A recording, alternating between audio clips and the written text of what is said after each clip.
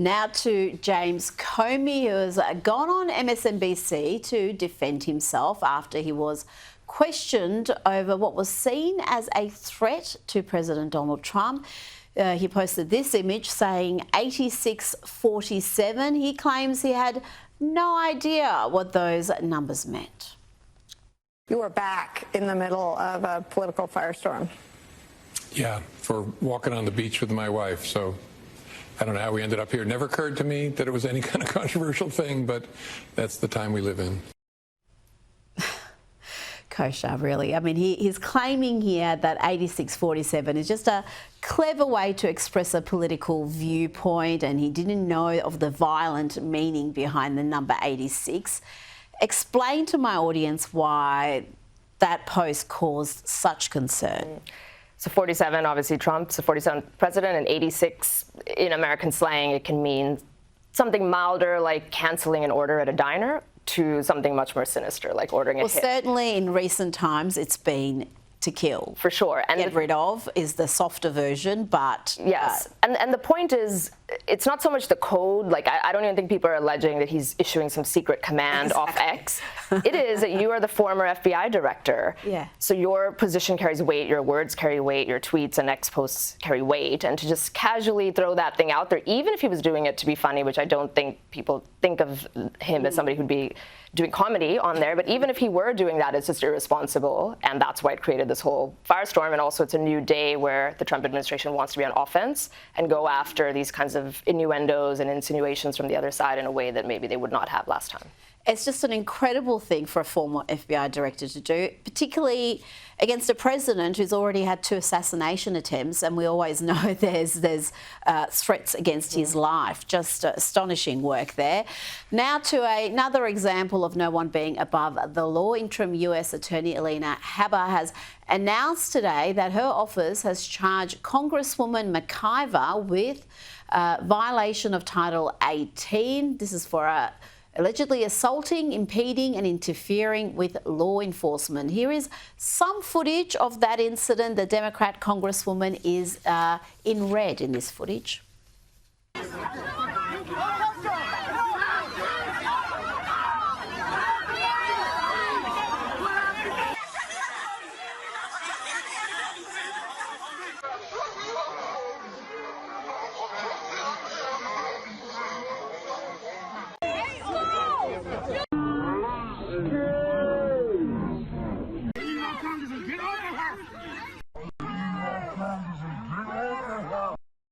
Those antics, Kosher, were outside an ICE facility in New Jersey, Immigration Detention Centre.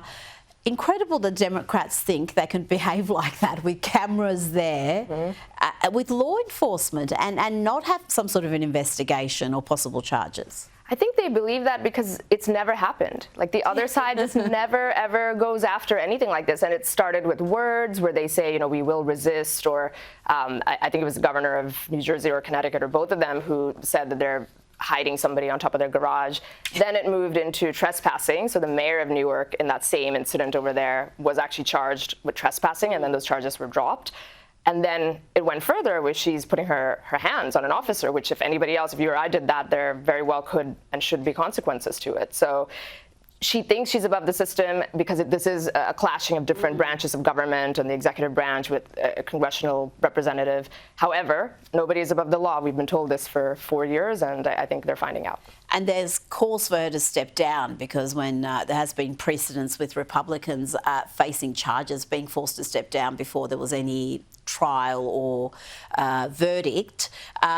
I doubt that's going to happen, but we are seeing the administration take these matters seriously. First with Comey, with this, they are not going to just let things go through to the keeper as Republicans have in the past. They're definitely playing offense. And the other thing too is, so the law may be on their side, and the statute code is so big you can find a law against anybody if you want to bring it, and prosecutors can bring discretion. They are bringing this discretion with offense because the other side crossed the Rubicon first. And for everybody crying that it's politically motivated, I think the counter-argument to that is, so what? Even if it is politically motivated, it has been on the other side as well, and you've got to play dirty and fight fire with fire, is what the Trump administration is clearly absolutely. indicating. You had people connected with Trump, people part of the administration go to jail for things that people were never really charged with. And so the appetite is there, certainly within the Trump camp. If they want to play these games, then we're going to play it by their rules, and it's going to come back to them. It's not going to be a one-way street. Yeah, I think this is just the beginning, but it is going to mushroom into a big issue right now, and it's certainly creating another political firestorm, so we shall see. Now, before we switch to the UK, and gosh, we've had some developments there in recent days, what did you make of Trump's Middle East tour? It was astonishing on so many levels, the way he was feted, the speech he gave basically saying the interventionists, the neocons, got it wrong and they caused a great deal of damage in pursuing regime change. And it seemed to be one where they were going to focus on the shared interest of prosperity as well as peace. It seemed to be as much about making business deals as it was about creating long-lasting peace. It was really remarkable on so many levels. I call it deal-making diplomacy, because that is his way in bringing trillions of dollars of investment into the country, at least on paper. And the diplomacy was about, it really was shunning his own party, the Republican Party, and what they did in the Bush years and the Forever Wars, kind of giving a nod or paying respects to this very complex culture, imperfect as it may be, but saying it is not the West's job to go and impose themselves on that. And it was also notable, of course, because he did not visit Israel, and that controversy is part of that region, but he was there for these three countries and to have his mission of bringing money back to the U.S. And again, people miss this in this country in particular, but a lot of Trump's policy positions is what the old school left used to have maybe a decade or two ago. So it's hard for someone on the left to condemn this, given it's what they've been advocating for a long time. Now, let's switch to the UK, and Keir Starmer, he seems to be morphing into some new age Trump. Let's have a look at some of the stuff he's been posting online in recent times. This is his latest work. He said, if you work here illegally or employ people who do, we're coming for you. Illegal working rates are up 40% and we won't stop there. He posted that on Sunday. The day before, he posted this. For too long, Britain has been addicted to cheap overseas labour, while 1 in 8 of our own young people aren't in education, employment or training. I'm putting our young people first, Britain first. Ooh. Investing in skills they need and ending our dependence on foreign labour. A week earlier, he posted this. This is Keir Starmer, the British Prime Minister. He said, if you want to live in the UK, you should speak English. That's common sense. So we're raising English language requirements across every main immigration route. And this settlement in the UK is a privilege that is earned, not a right. Again, this isn't Donald Trump saying this is Keir Starmer. And finally this, he said, the Tories lost control of our borders and let net migration soar to record levels, undercutting hardworking Brits. I won't stand for it. I promise to restore control and cut migration, and I'm delivering with tough new measures. British workers, I've got your back. Kosha, what is going on? How is this open borders leftist morphing into Donald Trump? If you didn't tell me that was Keir Starmer and you asked me which world leader had posted those tweets, I'd say Donald Trump. Talk about a metamorphosis, and that is some weapons grade cojones, as they say, for him to just go and do that 180. And I think the reason is those are extremely popular positions. Yes. They have been for the better part of 40 years in the UK, in Australia, in America, in Canada, in the West.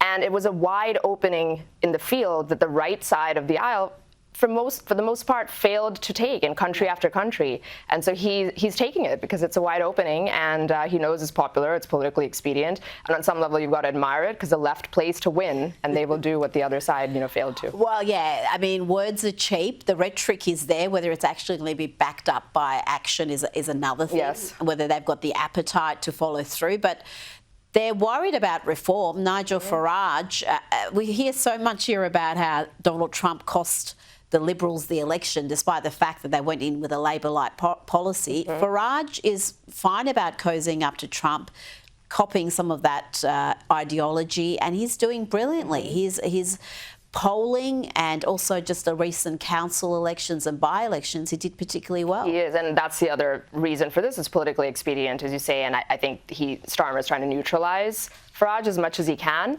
But you're right, words are cheap, and if they don't follow through, they might do a token move here and there. But if they don't follow through, that issue Farage owns. So I think it'll be hard for Starmer to take that away from him. And really, shame on the Tories. They were in government for so long and they governed like Labor. We're talking about the Liberals here having Labor-like policies. We had Tories governments who thought they were the Labor Party.